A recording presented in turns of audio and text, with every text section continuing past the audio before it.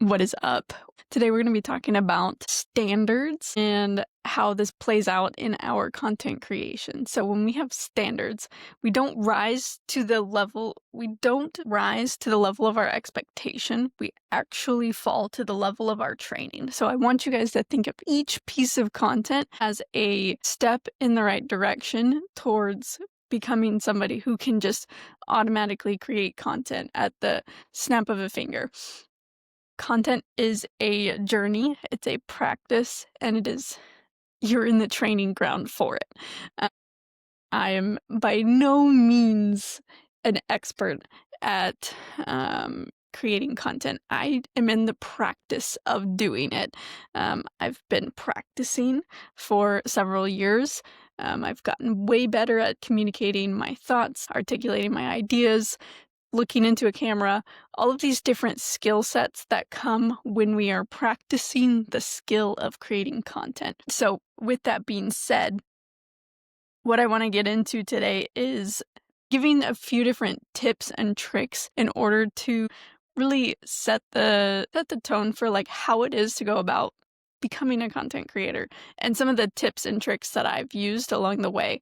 And one of the things that I have added to my practice while doing content creation is adding in the fact that I have an alter ego when I do content. When I'm not doing content, I don't have this alter ego. But for content specifically, I want to be the most articulate.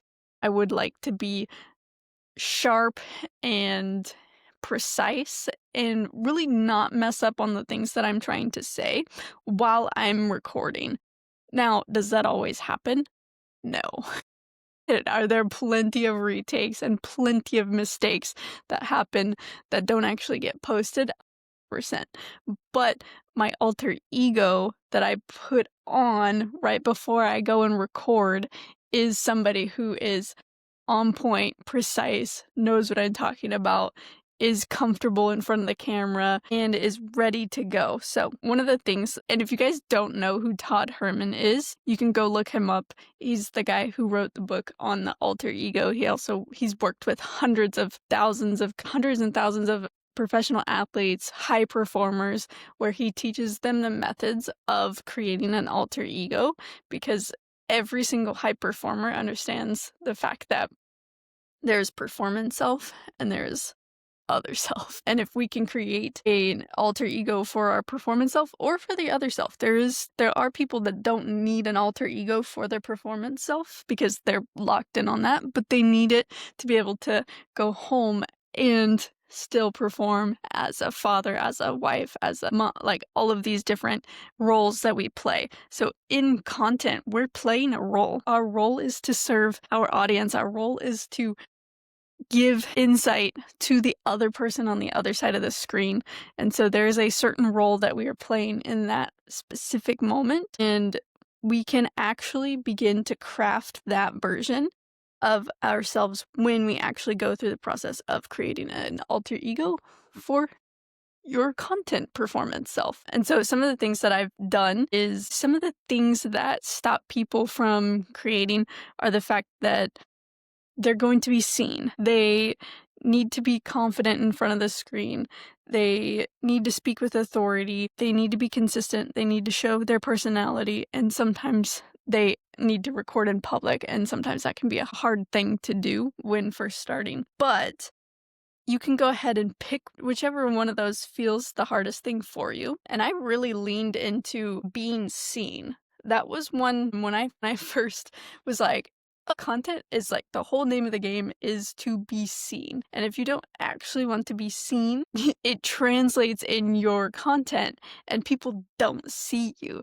So you have to embrace this identity of being seen from other people in order to actually help them. Because if you're not seen, you can't help anybody. And so if that's part of your identity shift that needs to be made, that's one that I've had to do plenty times where I'm like, oh, more people are going to see me. Am I okay with that? And my performance self is. And so my alter ego wants the attention. My alter ego wants to be noticed, to be heard, to be seen. Does my actual self? Debatable. We're getting there. But still to this day, I'm like, do I really care? I have to care for certain reasons in order to do the things that I want to be able to accomplish. Yes. But do I actually need the spotlight? It is not natural for me to want the spotlight. And so I've had to work a lot in order to actually embody what it feels like to have the spotlight on me. But you guys can go ahead and in your alter egos, pick a list of traits that you want to embody, whether that's being confident, bold, clear communicators, high energy, unbothered, unfazed. You want to play the role of the expert, or you want to be playful, super direct in your content, becoming really consistent, magnetic, high energy, high standards. All of these can be your sticking points to your alter ego.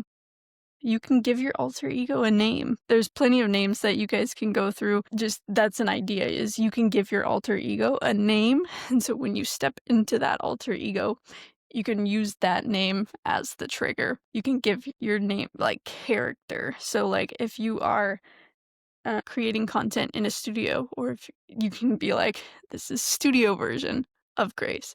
This is Coach Grace. This is when I step into coach mode, I'm a totally different human. I wear the same outfit every single time. And when I'm in coach mode, like it is lights out. I know what I'm doing. I know exactly what it is that I'm trying to do with whoever it is that I'm coaching. I assume an entirely different persona. I act different. I speak different. And it's this whole different shift of energy because coach requires something different than friend. Coach mode requires a totally different level of energy, and it's the ability to flip a switch when you need to. My coach mode is different than my content mode, like content self, which is totally different than me just chilling with my friends having like dinner. Like they're all different versions of yourself, but we can build triggers. We can build habits. For me, it's clothes. Clothes I don't know what it is about them, but if I put on, it's like I'm embodying the entire persona of the person, which is pretty much why I've gotten down to like capsule wardrobe style. Because I know that if I put this shirt on and I go to this setting, I'm going to feel like that person. I can embody that person. That might not be your thing. It may or may not be. If you want to try it, try it. But I like literally have specific outfits I wear to the gym because I feel good in them. And I assume the identity of somebody who I want to embody in the gym. And so it makes a whole host of difference in the gym. Let's see. In your alter ego, you can decide your non-negotiables. Like we said at the beginning, you don't rise to the level of your expectations, you fall to the level of your training and your standards. So you can set standards and non-negotiables for whatever it is that you are doing. For me, content creation, I'm getting to a point where I am setting new standards of excellence, new non-negotiables when it comes to how it is that I feel. If I don't feel like creating, it's still something that I need to be able to create when I don't feel like creating, whether that's posting things when it's not perfect. That I've gotten way better at, but for you, it might be the case of, oh, I can't post it because there's this slight little thing wrong with this video, or I made a mistake in my words, or just post the video because we can't get any feedback without posting the video. And the only feedback that's useful in content creation is actual feedback from actual people who watch the videos. It's not your own feedback from your own videos. It's actually when somebody else watches the video. So your non-negotiables, or my non-negotiables, post even when it's not perfect. Never apologize for being visible. We want to be seen. We want to be heard. We want to be listened to. That is an identity that you will have to adopt if you don't have it already. Some people love the spotlight. Some people they just want to be heard and listened to all the time, and they can do it, and it's a natural thing for them. Some people it's not. So wherever you are on the spectrum of that, we have to be aware of it. Taking action before overthinking. I would say this one comes down to literally just making a decision. And I think I've talked about this before, but the word decision is a Greek word and it comes from the word dekadera, which literally means to cut off, and it means to cut off the other option. So decision means to cut off and to do something, take an action with what it is that you're doing. So to decide means to cut off and do something about it. So I made a decision a couple weeks ago, or honestly, like 2 weeks ago, that I was going to do a 14-day content challenge. It took me literally 30 seconds to make that decision. Now, commitment is the thing that follows through. Most people really actually don't really ever decide. They're interested, but they're not committed.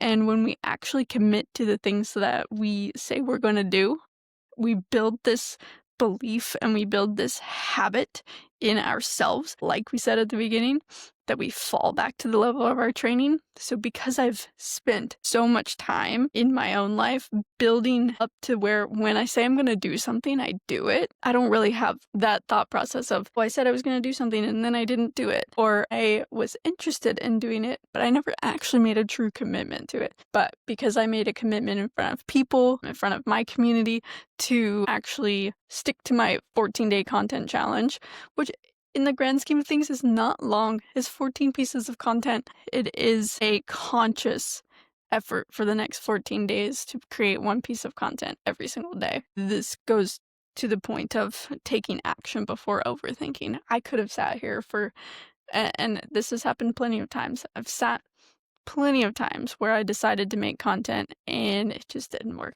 Like the ideas weren't coming, the creative flow wasn't coming, and I let my feelings dictate versus my decision to actually commit to the process. For this piece of content in particular, I gave myself 30 minutes to come up with a topic, create it, post it, and be done with it. So it's not supposed to take a super long amount of time, but I just had to make the decision to go ahead and do it and knock it out of the park. Let's see. Raising the standards of my non-negotiables is a part of the steps that you can take in alter ego. Picking a trigger that activates your alter ego. Picking a trigger that activates your alter ego is a fun one. Like I mentioned earlier, for me it's clothes. For you it can be a certain hairstyle that you have, certain lipstick shade that you have, like something physical that represents it. When I have alter egos for different types of work that I do. So when I am working on an editing project, I have my blue light glasses because it's useful for your eyes. But for me, it's like my editing alter ego. And when I'm in my editing alter ego, I am like the most meticulous, detailed, locked in, focused, like very in the project so that I can actually get done with it. Because if I don't get locked in, my ADHD will just go crazy and I'll just be doing so many different things that aren't actually accomplishing the video. So whatever it is for you, whether it's a piece of jewelry, a jacket, a certain tone of voice that you have, a pre-recording ritual that you come up with. For some people, jumping up and down or like singing, dancing right before you do some level of video work is important to get the vocal cords going so that you can actually feel confident in your voice. Those are great rituals to have before any recording things. You can have a mantra, like I said, a playlist. You can have a specific question that you ask before filming or just a good old countdown. 5, 4, 3, 2, 1. And then you start the recording button and you just let the overthinking run out of the pictures. Let's see. We've covered alter egos, different alter egos for content creation, different tips and tricks for creating your alter ego. Let's be real, like when it comes to creating content, this is part of you. So it's not like we're pretending to be somebody new. Still let your personality show. You still have all of the little intricacies about yourself show in your videos, but if you need the alter ego to step into that person, to become that person, that's what the point of the alter ego is. Last things first. I messed that phrase up for sure. Let's see. And in the grand scheme of things, you might outgrow your alter ego and you might have to create a new one. That's totally okay. But our goal is to be able to, at least for this video, is to be able to get you to create content at an unconscious competence level. And if you guys know anything about the 4 levels of learning, which is something that I talk about a lot, unconscious competence is when we can just do the thing literally at an unconscious level. We are competent in how to go about doing it. We have all of the right equipment. We know all of the steps in order to actually make the thing happen. And our execution goes way up because we actually know how the whole process works.